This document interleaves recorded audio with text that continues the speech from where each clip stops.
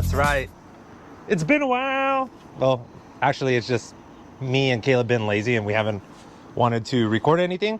But Caleb just got the Racebred quote-unquote prototype splitter kit for the FC, which is pretty rare for the FCs since a lot of manufacturers don't make parts for the FC since it's a very niche group of cars, or sorry, niche group. Like there's not a lot of them, and a lot of people don't really buy Aero parts for that car.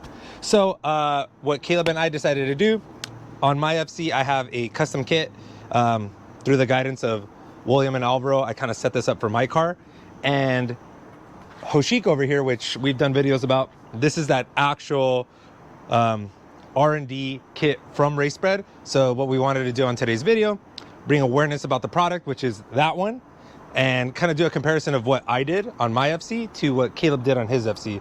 So we'll kind of do a quick little overview of how the splitter looks, how it's mounted, and I know Racebred needs to do a group buy of about 10, so we're just trying to promote the product. Mind you, I'm not sponsored by them. I just want to help them out because they're a small business, and being a good person is helping small businesses.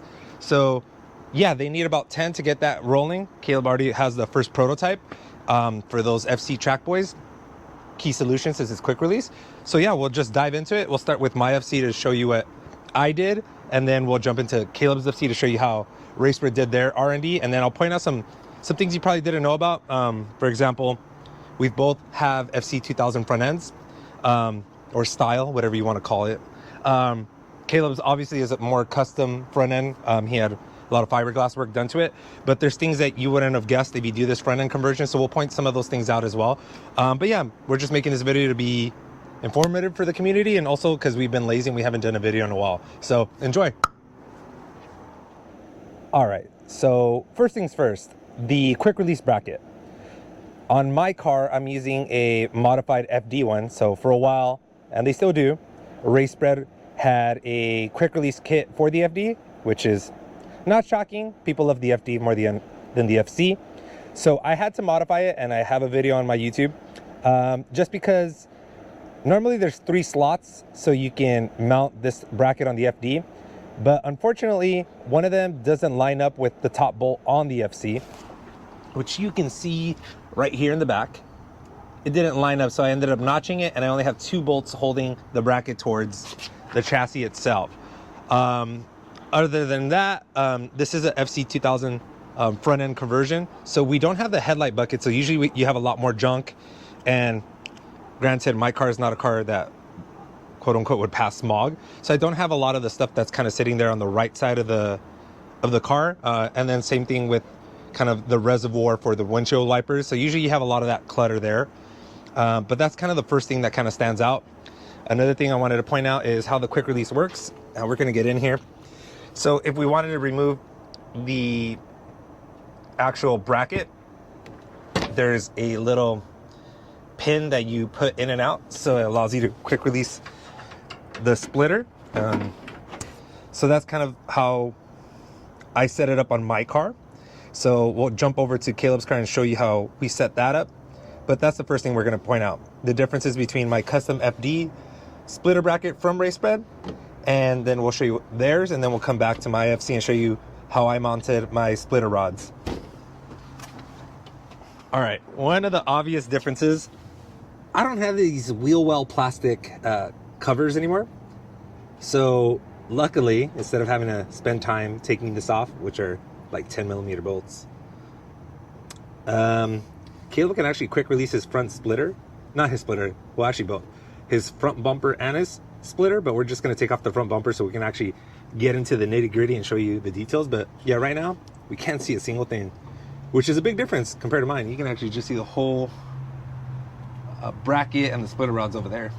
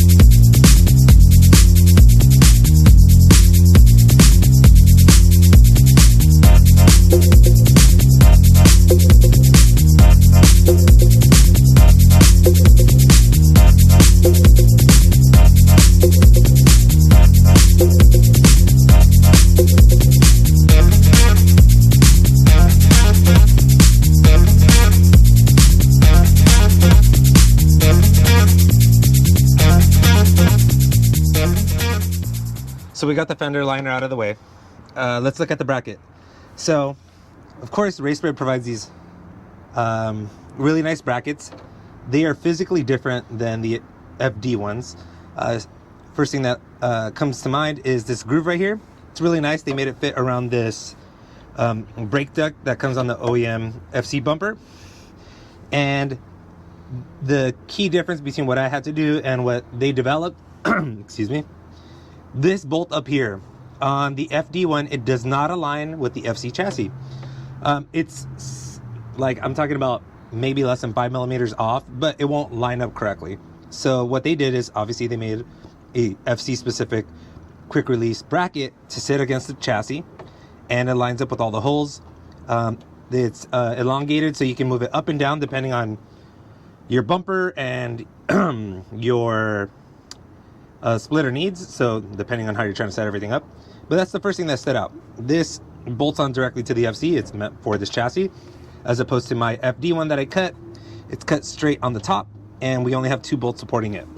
But if you look at the bottom here, get in here real quick, this too also has the quick release pin. So when Caleb wants to take it off his car, he takes off this pin, and then he disconnects his rods, and he's able to take the splitter off. I'm not gonna lie, this thing's way nicer than my setup. So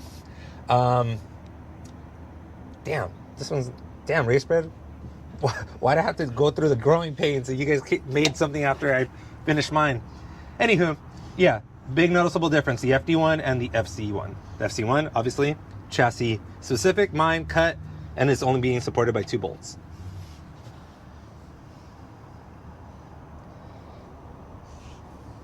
Okay, next up, the splitter rods. Now, obviously Racebred is more familiar with how to set things up than I am. Obviously I was winging it, going off what other people did, but they had a different set of obstacles than I had.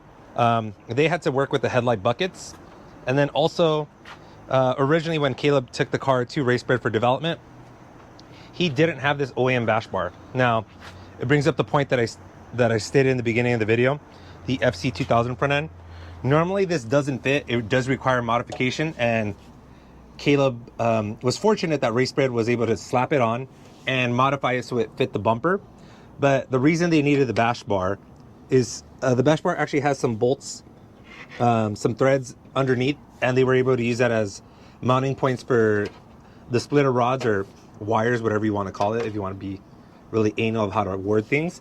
So that's the biggest difference that I'm seeing right now. They were able to utilize the OEM bash bar. This is an S5 one. They did trim this section here, and then obviously they have the headlight buckets and the brackets to deal with, as opposed to me. I don't have all that anymore. So they use this mounting point over here, which is really neat. I didn't think about this one when I was setting my stuff up, but I also was dealing with some circumstances where I was running into just kind of a bunch of other stuff while I was trying to set up my splitter setup. So yeah, this is one right here under the driver's side bucket, the 2 right here on the bash bar, and then obviously the 4th one over there. So 4 splitter rods. They come with the whole kit. So yeah, pretty neat what they did here. And then it might throw some people off when we jump into my FC. I don't have this anymore. Obviously when I bought my car it was all bent, so it's sheet metal. I just ripped it off. So if it throws anybody off, just a heads up, I don't have this anymore. Not by choice, because it was crashed. So I was like, it's not doing anything for me, so I just ripped it off. So heads up there. And yeah, you can see the pin here. So if Caleb wanted to remove the splitter, get the pin here, obviously cotter pin here, or a cotter, like, yeah, whatever you want to call it, pin here. We do the other 3, and then the splitter would come forward. Obviously you can do it by yourself. Might fall on your lap, or you can have a buddy like Caleb help you take off the splitter. But yeah, pretty straightforward. Really neat how they did their setup. I don't have this, which I'm pretty jealous about, but yeah, that's probably like so much easier than how I had to do it. So yeah, the Racebred kit is legit. Just that section. Okay, big difference on mine. I utilized a stud that, a thread that was right above the bracket. It's usually used for the windshield wiper reservoir and other stuff, I believe, on the driver's side. But I decided to mount my point for one of the splitter rods right above my bracket. Noticeable difference, this is a rod compared to the wire that's provided with the Racebred kit. You could swap them out for one of these professional awesome carbon splitter rods, but Racebred has their own kit. It's up to you if you want to spend that type of cheddar.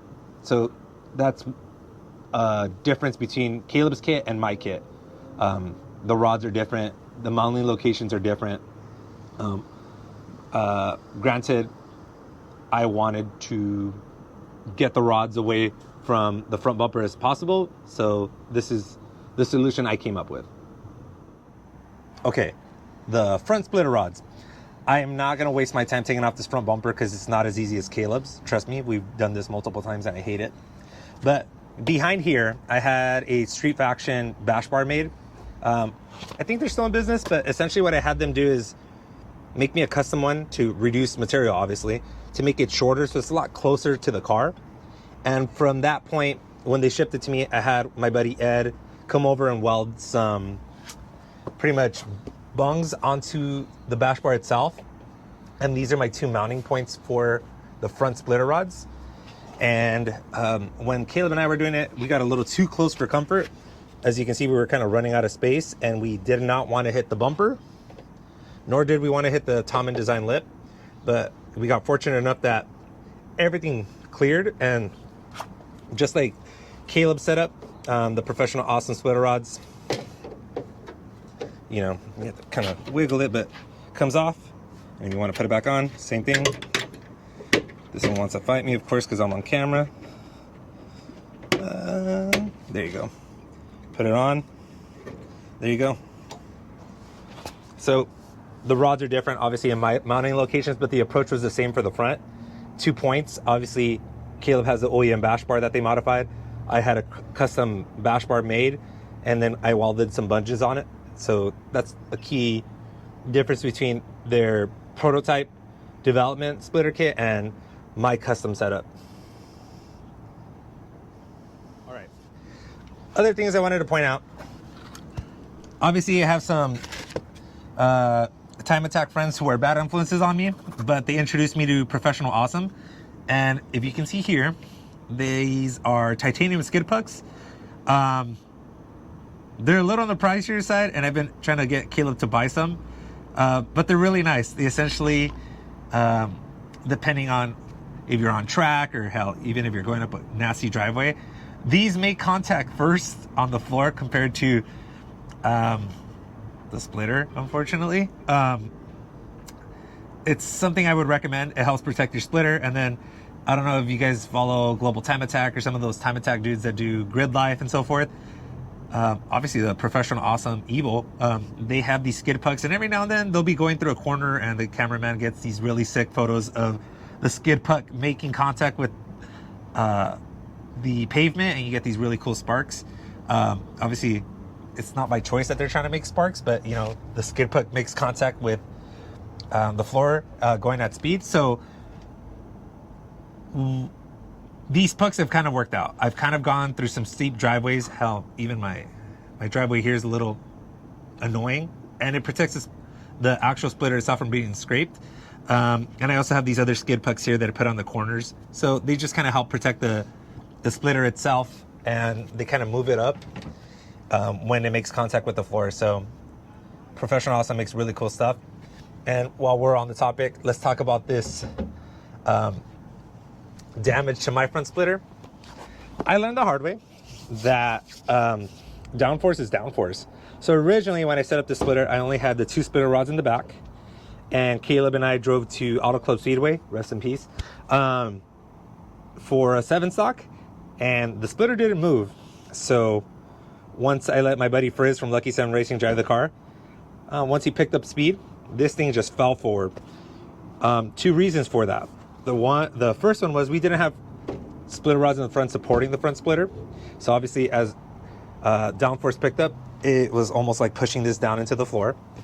And also, if you guys noticed on my FD brackets, there's we don't have that top bolt, right? And what Caleb learned from Racebred is that top bolt is necessary to keep the actual bracket from pivoting forward, which is what happened. We didn't have anything to hold the splitter in the front, so all that downforce pretty much got the whole assembly and rotated it forward, and this part of the splitter took the damage. So I was required to just take out the splitter and just live to see another day. But it was a hard lesson learned. It was like the first lap with the splitter and it got beat up. Luckily it still looks all right, but we went back later, got the bash bar, got the splitter rods, and we haven't had a problem since. But that's why I'm a huge advocate for the FC Splitter bracket itself. It has that third bolt to add that extra layer of protection so you don't have to damage your splitter. Okay, I'm standing on my splitter. I'm gonna get off my splitter. So, one thing to note, and the guys from Racebred were laughing when I said this. One of my buddies a while back got a splitter from them, and then I said, well, can he stand on it? And they said, that's not a form of testing a front splitter's ability. Shouldn't just go standing on it. I'm 225, it can hold 225, but don't go around stepping on people's splitters and jumping up and down like it's a bouncy like a house or like a party, which we actually have one back there. It's not that. So don't go around just stepping on people's splitters. It's funny because they were laughing. They're like, when did that become a form of measurement to know how good a splitter is? So I just wanted to throw that out for you guys. But yeah, to wrap everything up, my custom setup, different mounting locations. Obviously, I didn't utilize the OEM bash bar. The Racebred setup, it's all thought out, different mounting points to accommodate the headlight buckets. Not really my thing anymore. A lot of people are gonna flame me for that. Their kit's really well thought out of. The brackets are my favorite, and like I said, it's what right now, it's November 3rd. So check in with them if they got their minimum order to get these going. But yeah, I really like their kit. If I would have done this a lot later and this kit was available, I'd definitely jump on it. And then, like I said, they have wires for the splitter rods. If you wanted to spend the extra money, you can get the professional awesome ones. I also recommend the skid pucks down there to keep the front splitter from scraping. Let the pucks do the damage or take the damage. And yeah, I mean, Caleb and I have been lagging on video content, but we thought it would be good to kind of just speak on the splitters now that he has his and I have my custom setup. Mind you, I want to give credit to Alvaro and William. They were the first ones to kind of push the FD custom splitter adaptation onto the FC. And then shout out to Racebred. They actually wanted to make products for the FC, which a lot of companies don't. It's just a very rare car compared to FDs. And a lot of people just kind of give up on them, or a lot of them got destroyed with that Clash for Clunkers thing back in the day. So yeah, check them out. They're really cool. They're very responsive with their questions. Nothing but good customer experience with them. So hope this helped, and thanks for tuning in. Apologies for this interruption, but we have some breaking news. All right, everybody. So, hello. My name is Caleb Yee. This is my FC2000. I'm usually the guy behind the camera doing all this stuff, but after talking with Racebred about doing this development, they did an initial interest release back in July, I believe, like June or July. They made the prototype bracket. They were on Instagram just kind of looking for people to do R&D with. So I volunteered, and they said, you know, we would love to touch fit your car. One of the bigger reasons, too, is because I have a lot of OEM stuff on my car. So I actually have this sort of, I don't know what it is, but some sort of like air pump bracket thing. They actually had to take off. There was a hose right here, and then it kind of feeds behind this actuator motor for the headlight, and it kind of comes under. And so because of all the different things that are in the way, this is technically like an emission pump. And so they actually removed the hose from back here, goes underneath the car into the underside. After he removed that in order to fit this bracket on. So this car, for those of you that don't know, this is 100% street legal because it passes smog legally. So I also have the headlight bracket, which has this crossbar on here. We cut this out. This crossbar is actually like a really thick fiberglass. So it's really easy to cut. It's just kind of annoying because it's a really, really thick piece. So if you have a Sawzall or maybe a cutter wheel, you can do it. But as you can tell, it's not super clean, but it does the job. What's this right here? So this is a brace. So in order to keep, when there's this much downforce coming down on the car, it's gonna hit in the biggest space possible. So as the air is pushing down on the bumper, whether it's coming in through the inlet or the front, this brace keeps the splitter from dipping in the middle specifically, because this is the widest part of your splitter that has the most surface area. That's why all the other areas, like the splitter cables on either side or the front, these keep these sides from tipping down. This brace does a really great job of keeping this larger surface area parallel with the bumper. So we want to make sure that that stays intact. So when you have it, it's really, really sturdy.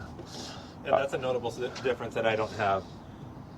I don't have this. Obviously, I didn't even know about it, and I didn't think of it. It's a big difference, and it does come with the splitter kit. Yeah. The splitter kit comes with these cables, really easy. You take them off. These cables are adjustable, so there's a little push pin right here. You push it in, and then you can adjust the cable forward and back.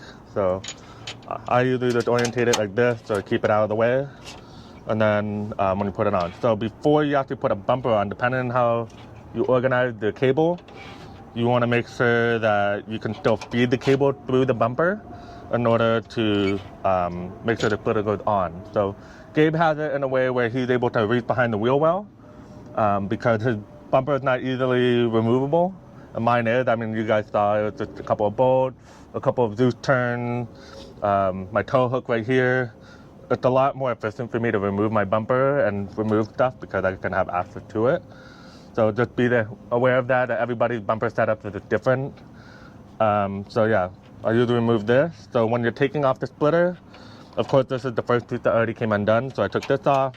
You're gonna wanna take these side cables out, so I would remove this. Again, there's a lot of tension on it, which is good. You just push it up, pull the pin out, put it back so you don't lose it. And then you have a couple of 13 millimeter brackets. Now, you don't have to remove this. This is the quick release point. So what you're gonna do is I usually loosen these because I sandwiched it together once I put the bracket on. So that way it's not just gonna rely on this pin right here, right? This is gonna be sandwiched together really tight. So when it's time for me to release the splitter, I just loosen these two 13 millimeter heads and then pull the pin out, and then this will come out like that. So and one thing to note here, on my setup, I don't have it super tight like Caleb has. I have a little bit of, I want to say, clearance between the flange and the actual bracket, so that when you're sliding the second half of the quick release part, which is actually attached to the splitter itself, you can slide it on, and we'll demonstrate that right now. It's a little hard to get on camera, but we'll take off the splitter so you guys can see how it looks separated, and then we can point out how it kind of just sandwiches into this bolt and the bolt back there. So normally, if you have a buddy, they would help you, but I'm behind the camera right now. So Caleb's gonna take it off by himself. He already released the pins back here, and he loosened this bolt. Like I said, you don't have to have this bolt tightened. He just did it for the sake of doing it. So he's pretty much gonna remove the splitter towards him, and we're gonna show you how everything works. And the wires are disconnected out of the way. So let's send it, Caleb. So now I'm gonna lift it up like that. Bam. And it comes out, baby. So this is what I wanted to show you guys. Following right here. These two kind of curves on this part of this quick release bracket. It goes. It slides right here on back of these flanges. So one right here, one right here, one right there. So that bracket will actually be sitting behind the flange, and then once it's lined up correctly, you're able to put the quick release pin. So kind of just wanted to show you guys that. This right here, this right there, and it's gonna slide on behind the flanges.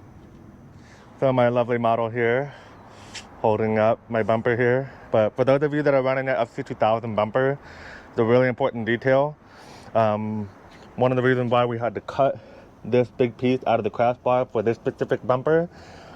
These big fog lights are really bulgy, so it wouldn't clear with the crossbar on it, so we had to cut that out.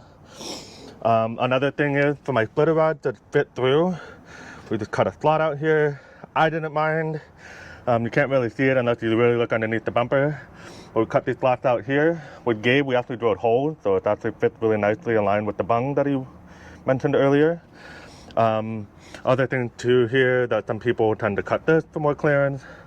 But just so you know, if you are running the same standard bumper like this one or this, and you want to run splitter rod for the front, you want it to be able to clear the front of this, because this is really long. So we need to be able to cut it far enough so that the splitter cable will go directly over it. It does contact for me a little bit here, but that's just the reality of having a race car. Another thing you notice, I have some expandable foam here attached to the bottom. So I have it here,